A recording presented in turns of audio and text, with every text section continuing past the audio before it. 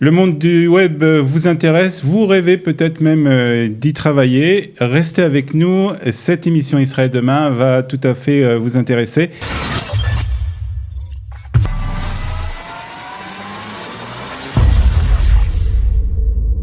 Et nous sommes avec en studio Judith Bloch. Judith, bonjour. Bonjour. Merci d'être avec nous. Et en Zoom avec Katia Nakache, toutes les deux. On va dire bonjour Katia. Toutes les deux faites partie donc de cette web school, cette école du web qui existe en Israël et plus particulièrement à Jérusalem. Alors Judith, vous êtes l'une des fondatrices de cette école. Oui, tout à fait. Vous pouvez nous dire comment vous avez eu l'idée de créer et quand c'était d'abord, quand avez-vous eu l'idée de créer cette école et pourquoi surtout ? D'accord, alors donc enchantée. Effectivement, nous sommes deux cofondateurs, Maxime Seligman et moi. On a créé le centre de formation Web School qui est donc une Mirlala Le'Hachara Mikzoït reconnu par le Misrad Avoda il y a 4 ans, en 2016. Un centre de formation, hein. Exactement, c'est un centre de formation professionnelle, donc on s'adresse à des populations adultes qui viennent compléter leur cursus ou entamer une reconversion totale. Des personnes aussi, des fois, qui se retrouvent au chômage et qui veulent changer de cap, changer de carrière. Exactement, aujourd'hui on a 3 profils principaux qui font nos formations. On a des personnes qui ont déjà leur entreprise, leur business et qui viennent se mettre à la page de toutes ces techniques pour pouvoir booster puisqu'aujourd'hui tout se passe autour d'Internet et du monde digital. On a des personnes qui sont en reconversion totale, donc qui sont au chômage, qui sont des populations aussi des fois plus de 50 ans, qui ont besoin de venir se challenger sur ces notions-là. On a bien sûr les Olim Hadashim, énormément, qui quand ils arrivent en Israël, ils doivent avoir un nouveau projet, ou alors on se rend juste compte qu'on a besoin de se rajouter des compétences. Et puis on a quelques jeunes qui, après leurs études, qui sont souvent trop académiques, viennent faire des formations plus professionnelles, plus tachlès, plus pratiques, pour pouvoir avoir un bagage terrain. Alors, quand on dit Web School, qu'est-ce que cela regroupe ? C'est tous les métiers de la toile, enfin, c'est beaucoup de choses en même temps. Alors, de quoi on parle ? Alors, nous, on est focus sur 3 cours, 3 types de formations. Des formations qui sont plus ou moins courtes. On a des formations entre 3 et 8 mois. Voilà, donc, en règle générale, en une année, on termine son cursus maximum. Donc, on a 3 types de formations. On a une formation qui concerne vraiment le marketing digital, donc l'apprentissage de tout ce monde, des réseaux sociaux, du Facebook, Instagram, YouTube, LinkedIn, création de pages Internet, etc., qui est vraiment pour moi un langage. C'est comme si on vient apprendre l'anglais, l'espagnol ou l'ivrite. On est obligé aujourd'hui de savoir comment ce monde-là fonctionne si on veut obtenir des nouveaux clients ou faire connaître un nom de marque. On a une deuxième formation qui est une formation plus longue, où là, on apprend à coder, c'est vraiment du développement. Du développement, d'accord. Voilà, donc on va apprendre des langages HTML, CSS, JavaScript, etc., des choses qui peuvent paraître assez compliquées. Et donc là, c'est une formation plus costaud, on parle de 8 mois à 1 an pour apprendre à coder. Et on a une troisième formation, que je dirais qui est un peu intermédiaire, une nouvelle formation où on vient apprendre et se former pour passer une certification du système très connu en Israël surtout, Salesforce, qui est un CRM en fait, c'est un peu technique. Et donc là, on prépare les élèves à passer ces certifications. Alors, Katia, je crois que vous êtes, même j'en suis sûr, une ancienne élève. Vous avez vous avez participé à ces formations. Laquelle formation d'ailleurs vous avez ? Exactement. Alors, donc moi, j'ai participé à la formation donc, de Social Media Manager, donc la partie web marketing. D'accord, c'était quand ? Il y a 2 ans et demi maintenant. 2 ans et demi, d'accord. Et pourquoi vous avez décidé tout d'un coup de participer à cette formation ? Vous aviez envie de vous reconvertir ou d'une nouvelle carrière ? Tout d'un coup, justement pas. Effectivement, donc je venais de faire mon ALIA. Moi, j'ai une quarantaine d'années, donc j'ai une bonne expérience en France, notamment au niveau commercial. J'ai un diplôme d'école de commerce, mais cela faisait déjà plusieurs années que je recherchais ce type de formation en France, notamment. J'avais besoin d'asseoir mes compétences et d'avoir de vraies compétences en marketing et notamment en web marketing. Ça devenait très important et très urgent dans mes activités professionnelles.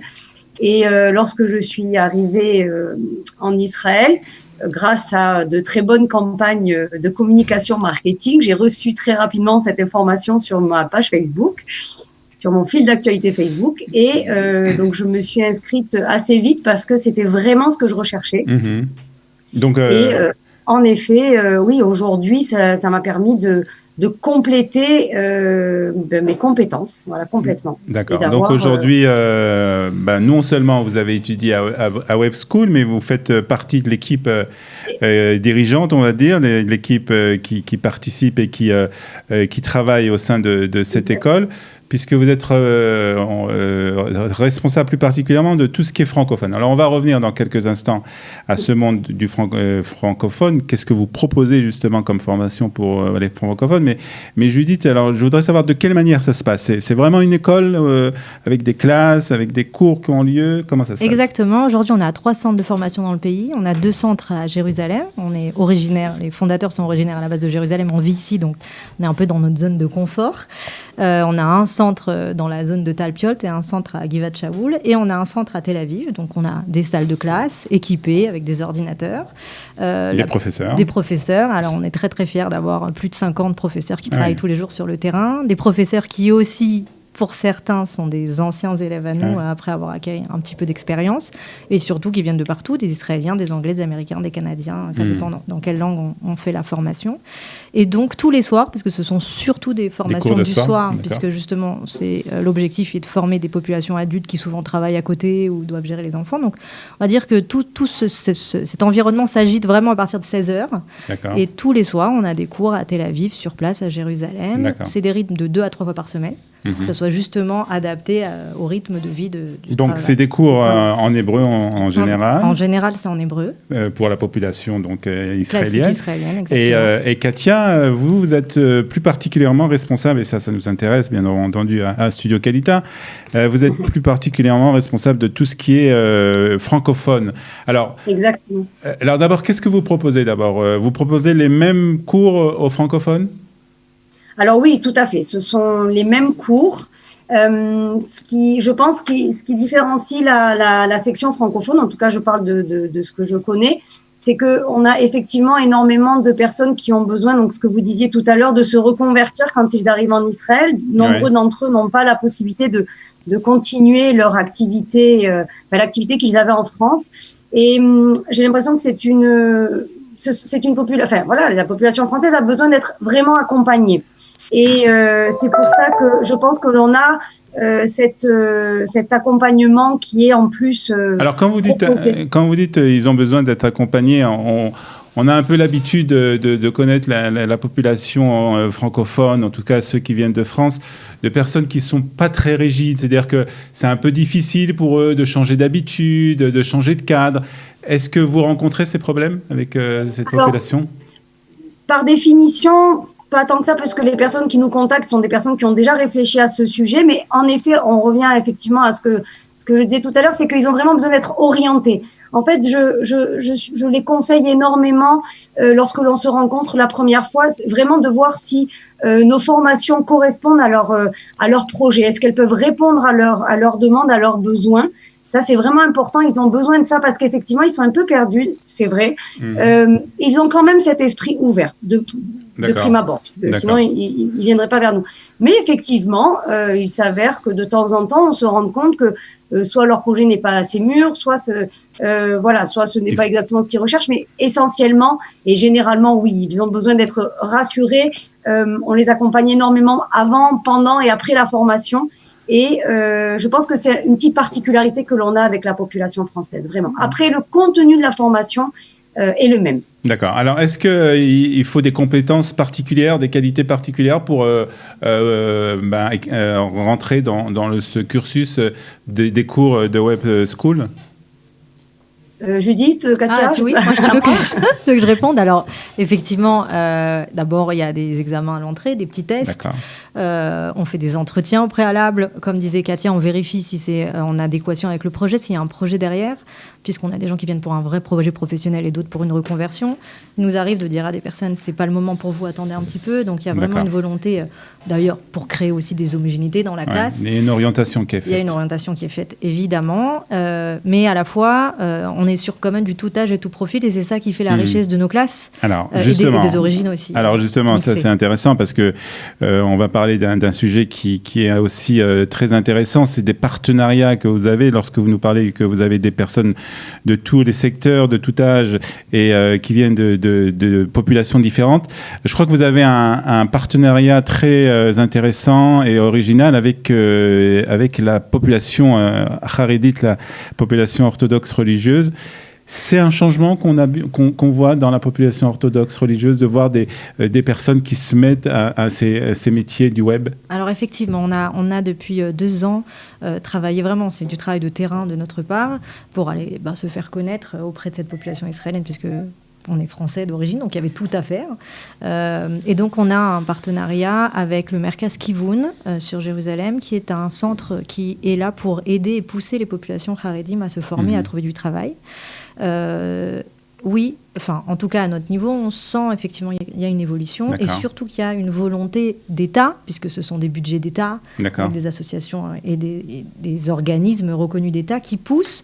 À Jérusalem, on a aussi monté sur justement la formation Salesforce qui vient de s'achever, on en lance une autre, en partenariat avec la mairie de Jérusalem, où ils ont subventionné une grosse partie de ces formations pour pouvoir justement faire un test et voir si ces personnes sont capables de s'intégrer et trouver du travail. Donc on travaille beaucoup sur ces partenariats. C'est une évolution très intéressante. Oui. Et Katia, comment ça se passe actuellement avec les histoires de Corona? Alors, je sais que c'est un peu plus compliqué de faire des cours dans des salles. Comment vous vous débrouillez? Alors, paradoxalement, pas paradoxalement d'ailleurs, on a la chance d'avoir une activité qui était déjà suivi sur le web. Donc, Judith pourra vous donner plus d'informations techniques. Donc, ça a été un petit peu plus facile, je pense, que d'autres activités pour que l'on puisse s'adapter très rapidement à l'effet Corona, puisque tous nos cours étaient déjà, depuis le départ, enregistrés en ligne pour que nos élèves puissent avoir accès au replay. Donc effectivement, les logiciels comme Zoom étaient déjà connus de l'école. Maintenant, effectivement, donc sur la partie mise en place administrative, ça a été un petit peu plus long. Judith, tu pourras je complète. Dans l'ensemble, nos élèves ont vraiment assuré le transfert. D'accord. Et on a réussi à maintenir une vraie homogénéité et de vrais échanges. Voilà, alors je vais compléter effectivement sur la partie du suivi des élèves. Ça a été une grande chance et on a été vraiment chaudement et chaleureusement remerciés par tous les élèves parce qu'on n'a pas arrêté les formations. Ça leur donnait un rythme par semaine quand on était à la maison pendant 2 mois et demi. Ça leur a donné beaucoup de souffle. Ils n'ont pas arrêté de travailler sur leur projet, etc. Ils ont quand même pu terminer ou en tout cas continuer leur formation. On n'a absolument rien interrompu. Ah, super. Maintenant, on a eu des difficultés, on en a encore. Comme beaucoup d'entreprises aujourd'hui, on souffre énormément de cette crise. Alors nous, on souffre à 2 niveaux. On souffre parce que malheureusement, nous n'avons pas de gouvernement depuis un moment. Ça y est, il est enfin là, on attend. Et du coup, malheureusement, puisqu'on est reconnu par le Misrad Avoda, nos élèves peuvent aller demander des aides à la formation, l'Ishkata Tasuka, notamment à tout ce qui est chômage, etc. Et depuis 1 an et demi, tout ça est bloqué. Donc c'est très très dur. On n'a jamais eu autant de demandes que pendant cette période, puisque les gens justement sont dans des phases où ils perdent leur emploi, où c'est le moment de venir mais malheureusement, ça ne suit pas au niveau des aides pour l'instant. Donc on a un gouvernement, donc on espère que ça va redémarrer. Et l'autre problème, malheureusement, c'est qu'effectivement, on ne peut pas réintégrer encore à ce jour les élèves dans nos classes parce que les directives ne sont juste pas réalisables. Bien sûr. Puisqu'on a quand même des petites classes, grosso modo. Et donc, on paye aujourd'hui des loyers sans avoir aucune aide d'État. Voilà. Vous donc, avez une date quand les cours vont reprendre de façon normale ou on ne sait pas encore? Alors voilà, il y a aujourd'hui, on a eu récemment des directives que sur le principe on peut, mais ce ne sont pas des directives applicables pour aucune des Michlaalot. Voilà. Bon, ok, très bien. En tout cas, on suivra de près ce dossier. On va vous remercier, Katia et Judith. Katia d'être intervenue en Zoom et Judith ici dans le studio. Pour Web School, comment on vous contacte? Alors, on a un site internet, webschool.co.il. Voilà, c'est quand même la base. C'est la moindre des choses. Donc, webschool.co.il. On a évidemment une page Facebook, une page Instagram très active. Et on a aussi un numéro de téléphone. Aussi voilà, donc 077 591 00. Pour la partie francophone, a priori, vous serez en contact avec Katia. Et puis après, vous avez aussi des conseillers en anglais, puisqu'on forme énormément aussi d'Olim en anglais. Et pour la partie israélienne, vous avez Keren. Judith Bloch, Katia Nakache, Web School, merci beaucoup d'avoir été avec nous aujourd'hui dans Studio Kelita. Merci, à bientôt. Merci beaucoup. Et on se retrouve très prochainement pour un nouveau numéro d'Israël demain sur Studio Qualité. Bye bye.